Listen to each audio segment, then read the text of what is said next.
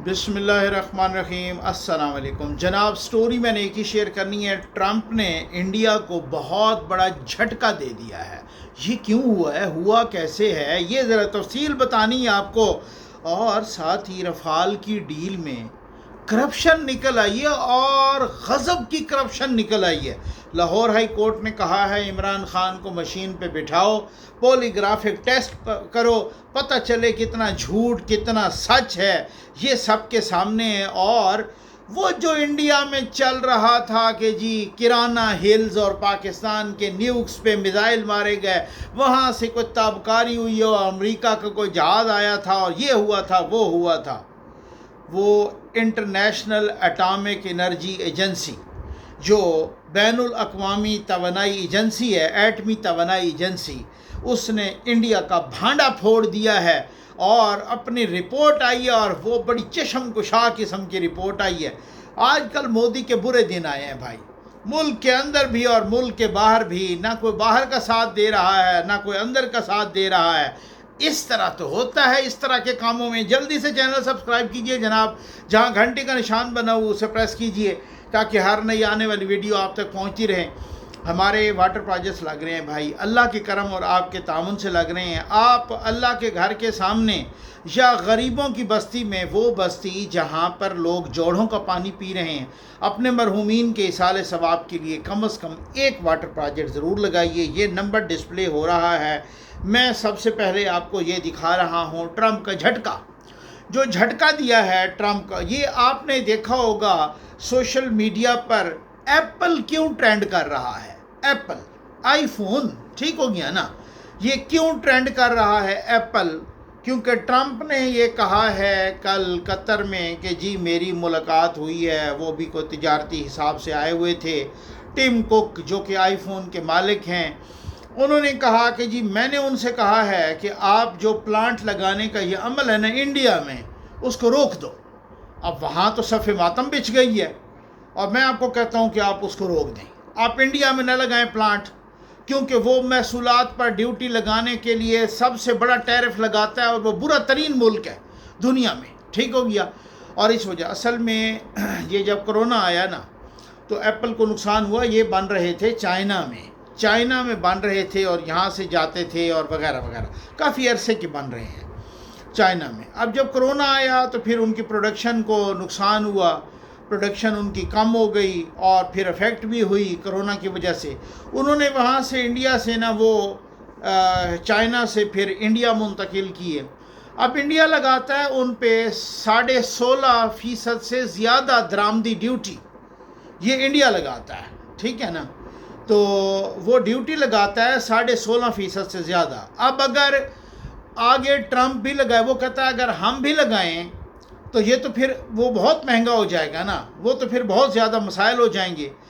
Trump ने कहा है, ट्रंप की जो हुकूमत आई है वो टैरिफ शैरिफ वो फलां पे लगाया, ये लगाया, वो खैर जिधर से जूते पड़ने लगे, चाइना से जूते पड़े हैं तो अब उनका मुआहिदा हो गया है कि जी हम भी टैरिफ वापस नहीं। वो भी इसने कहा ना मैं 100% लगाता हूँ, उन्होंने कहा हम 120% लगाते हैं। इसने कहा ना मैं 150% लगाता हूँ, उन्होंने कहा हम 250% लगाते हैं। इस तरह से दो चपेड़े मारी ना ट्रंप को, उनके होश ठिकाने आ गए, फौरी तौर पे उनके साथ मुआहिदा किया। अब और भी बहुत सारे मुआहिदे करेंगे, अभी तो रफ़ाल गिरे हैं ना, ठीक है ना। तो अब ट्रंप ने कहा है कि जो इंडिया की चीज़ें हमारे पास आती हैं हम उन पे लगाते हैं 0%, कोई ड्यूटी नहीं लगाते। जो इनकी जो अपनी हमारी होती हैं ये उन पे लगा देते हैं 16-17%। तो ये बहुत बड़ी ड्यूटी है। इसलिए मैं आपको कहता हूँ कि आप वहाँ प्लांट लगाने का ये अमल रोक दो और ना लगाओ। अब अगर ऐसा होता है, और दूसरी बात ये है कि इंडिया के में बनाने का अमल वो सब स्टैंडर्ड भी है। बहुत सारी शिकायत आ रही हैं कि ये बहुत वीक है प्रोडक्शन, ये प्रोडक्शन का वो क्वालिटी नहीं है, ये इस वजह से सब स्टैंडर्ड प्रोडक्शन है। अब कुछ तो इस तरह से कि उन्होंने कहा है कि इसकी क्वालिटी 50% हो गई है कुछ प्लांट्स में। तो अब इस वजह से उन्होंने कहा है कि एक तो ये सब स्टैंडर्ड प्रोडक्शन हो रही है, दूसरी दरामदी ड्यूटी ये लगा देते हैं 16.5%।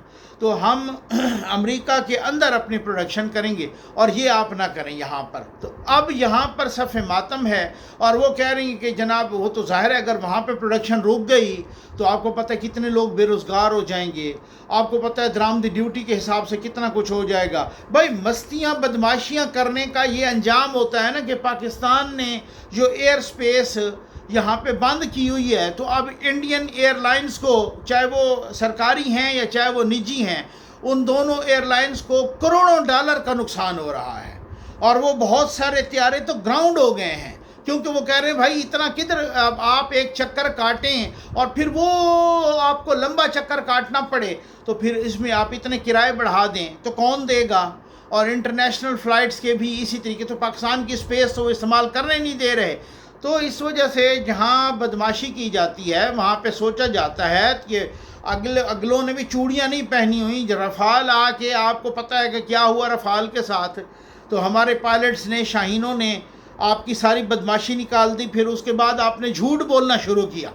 جھوٹ کون سا کہ ہم نے ان کے نیوز پر کرانہ ہلز کے جو ہے نا وہ چل رہا ہے, ٹرینڈز چل رہے ہیں, آرٹیکلز لکھے جا رہے ہیں, یہ ہو رہا ہے وہ ہو رہا ہے, کہ وہاں ہم نے مارا, نیوز کی تابکاری ہوئی. میں نے اس کا نیوٹرل انداز میں, یقین کیجئے میں نے معلومات لی, تو مجھے یہ پتہ چلا, میں نے ایک سے نہیں, میں نے اس کو کاؤنٹر چیک کروایا کہ یہ ٹوٹلی فیک ہے, یہ بدماشی ہے, یہ اپنی خفت چھپانے اور خفت مٹانے کی ایک پلاننگ ہے.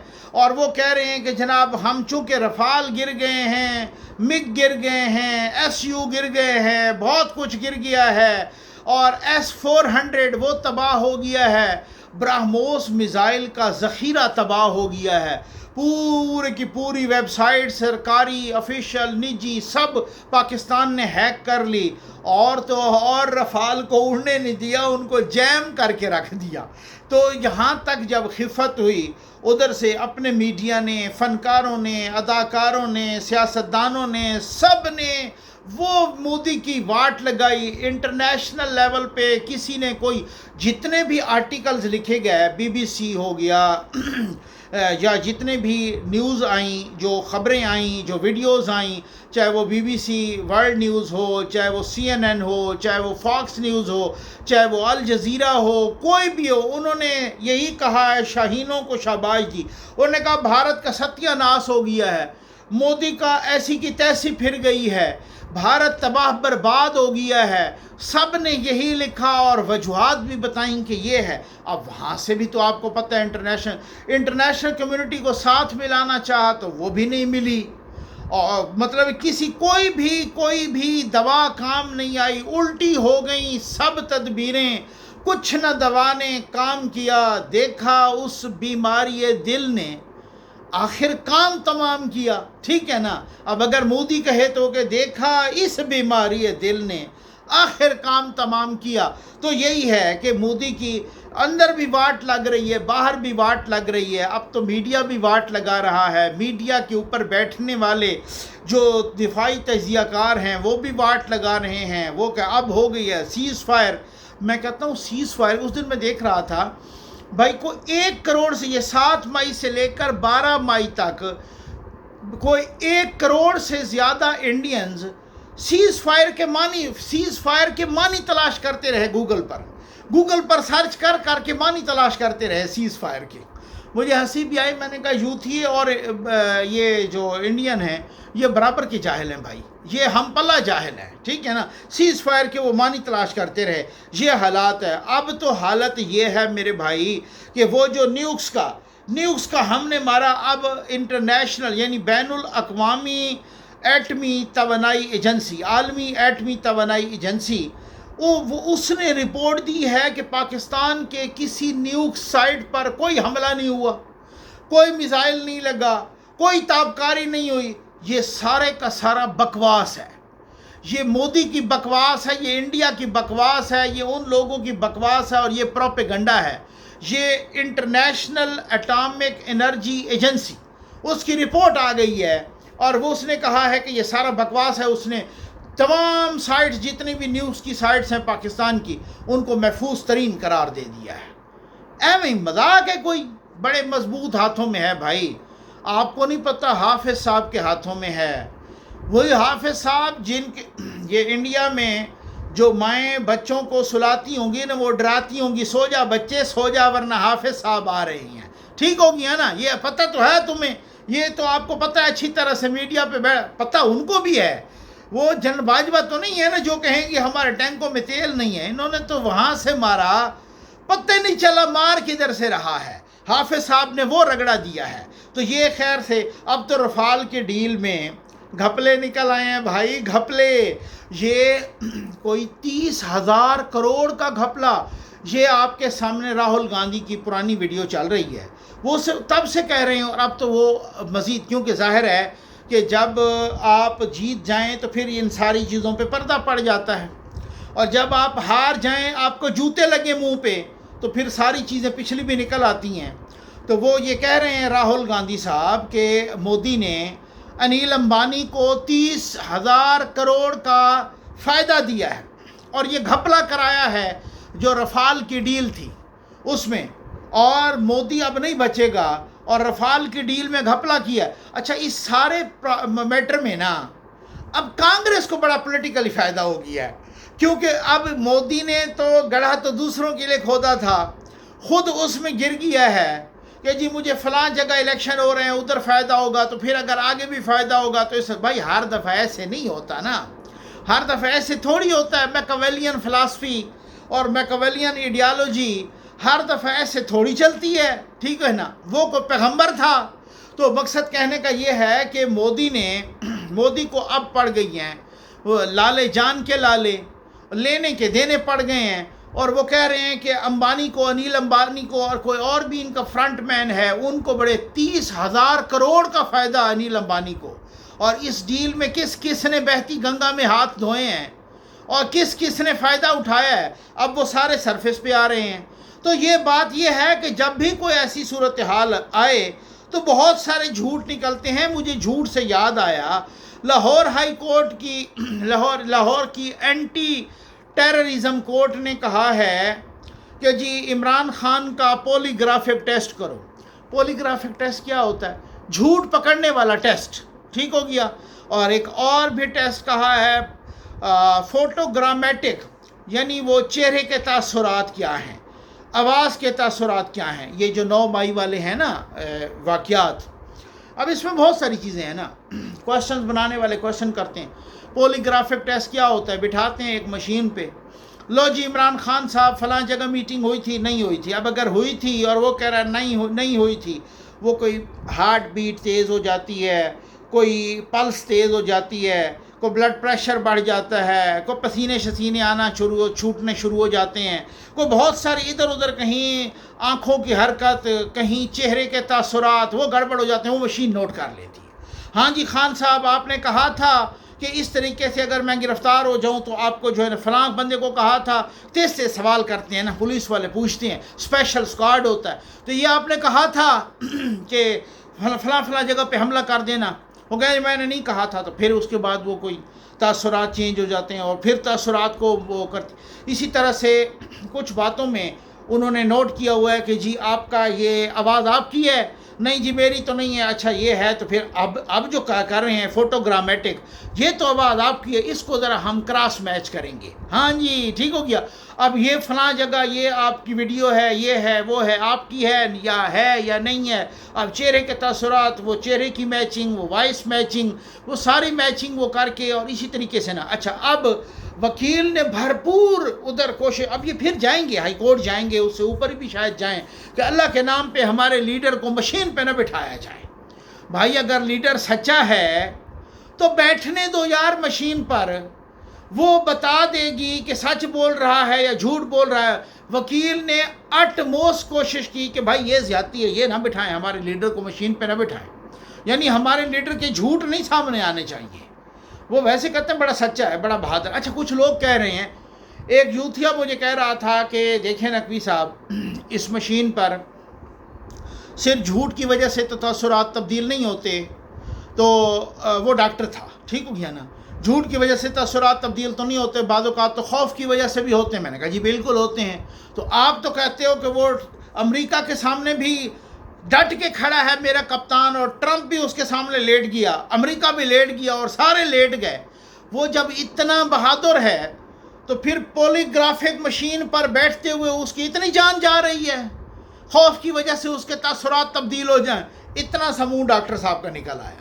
اور میں نے کہا میں پتہ ہے کہ مجھے بھی پتہ ہے کہ بہت سارے بلڈ پریشر تبدیل ہو جاتا ہے، اوپر نیچے ہو جاتا ہے، پسینے چھوٹ جاتے ہیں، انسان ہے، نبض بھی، لیکن جو بندہ دعویٰ کرے کہ ڈٹ کے کھڑا ہے کپتان، بھاویں آگے توپ ہی آ جاوے، ٹھیک ہے، بھاویں کچھ آ جائے، میں کہتا ہوں کہ فلاں کے سامنے پہ ڈٹ گیا اور فلاں کے سامنے، پوری دنیا کے سامنے وہ ڈٹ گیا ہے۔